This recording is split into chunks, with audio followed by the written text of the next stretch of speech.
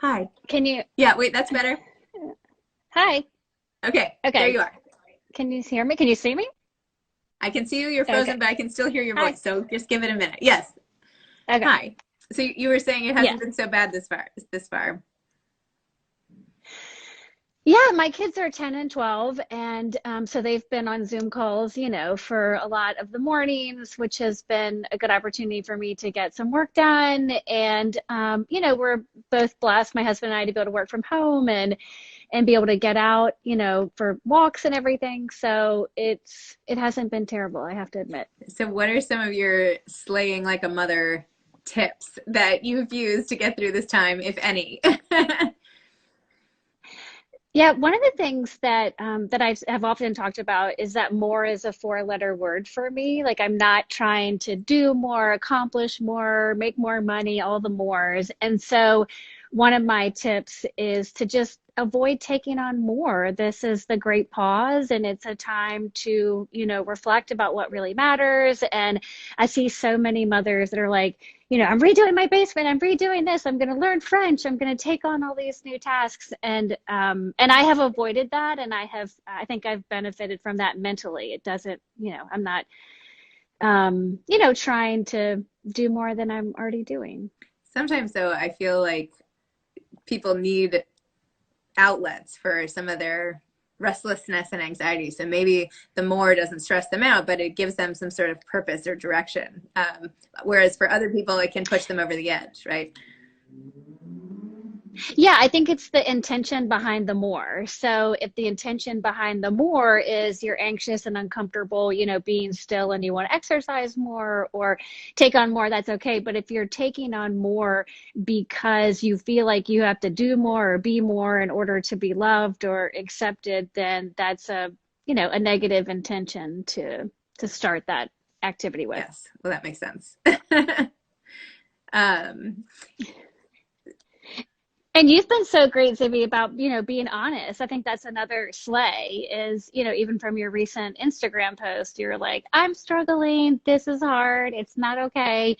And I think that's another slay is to give voice to that, negativity that so many of us are feeling and anxiety and uncertainty of the future. And if we just keep that inside of us, it just is going to, eat us alive at the end of the That's day. true.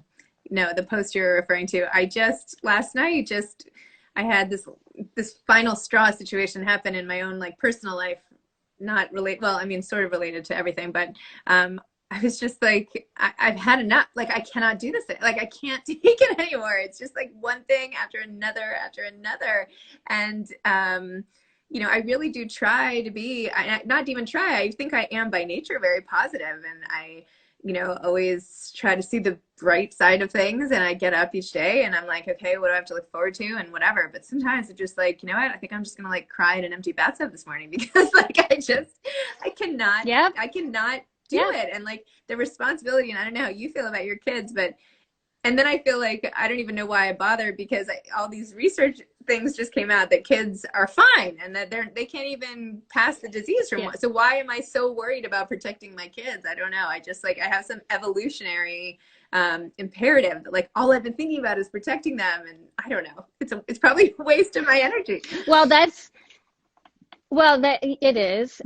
And that's one of the things that I write about in Slay Like a Mother, which is fearing the future. And it's something that women and mothers do at great lengths. And it's like, if my son, fails a science test, he's going to be in prison by the time he's 16, and that's what you're doing right now is kind of catastrophizing or fast forwarding to a doomsday future, which happens and we all do it and we all get caught up in it. But yeah, I find a lot of pain exists in fast forwarding to the future as opposed to try to change the past.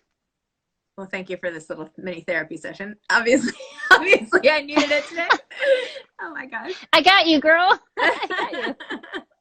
Oh my gosh. But I feel like your book is so useful, especially for this time. And even like your website where you have all your different slays categorized and different pieces of advice. And you're just like an advice, like leadership factory here. Guiding, Oh, it's that's great. It's really fantastic. Aren't you glad that the book is Well, we are all going through it together, and so that's what we're trying to do is, collect slays from women that are slaying homeschooling or slaying anxiety or slaying divorce, whatever it is. And my hope is that in sharing both the book Slay Like a Mother, but also through our weekly newsletter, is that everybody realizes that you're not alone. And whatever you're struggling with or you're trying to slay right now, someone before you has slayed it. Someone has figured it out, and we don't have to start from scratch to solve, all of our problems. Well, that's good.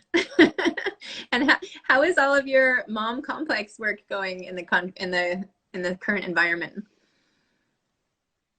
It's great. We've had a steady flow of business, and we're helping some of the biggest companies in the world create better products and services for mothers. So now we've been doing a lot of research with mothers all around the world to see how is this time changing them, and how is shopping going to change in the future, and how are our buying behaviors and priorities going to change. So it's an exciting time for the mom complex to really help companies figure out what this new abnormal is going to be for everybody. So it's great to have the success of the book and a lot of great stories to, feel that we're not alone.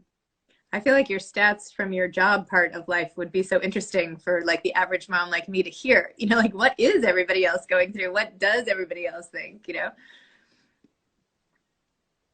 Yeah, I think that's one of the things that's helped, heal me and helped me learn to love myself more, is because I do research moms all the time. And when I hear that they're struggling, and, and moms, just so you know, I mean, everybody's tired of cooking, everybody's tired of homeschool. I mean, moms have had it, up to here. So I think summer can't come soon enough, whether we're all going to be outside or not. At least the daily drag of school will be behind us. Yeah.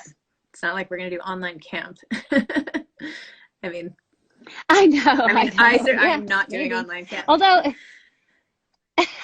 yeah. But even there's like online like dance schools. Like I have friends that are like little ballerinas in their basement doing Zoom calls to learn ballet, which, that's another like silver lining in this, is all the driving that's not happening. So for ballet, you're not driving and dropping and sitting and waiting and just the whole routine that goes around that. It's like go in the basement, turn on Zoom, and come up when you're done. It's pretty I cool. completely agree with you. The lack of logistics and planning for the logistics and pickups and drop-offs, that has been a gift, because it gives you so much more time to do other things. And yeah, like you, I've been doing, my girls do a hip hop class Thursdays at 5. It's called, what is it called? Something like Live Love Hip Hop or something.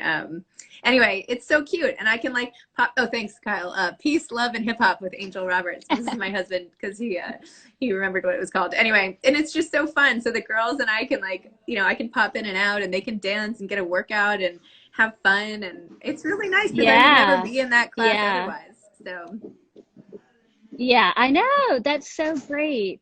So yeah, there are some silver linings. That's so great. Anyway, it was so nice to talk to you. Yeah, there again. is. And so just be thank you. I was just going to say real quick, just be careful not to give all that time away. That there's some time that we've been given back in this. So save some of it for yourself. Okay. All right.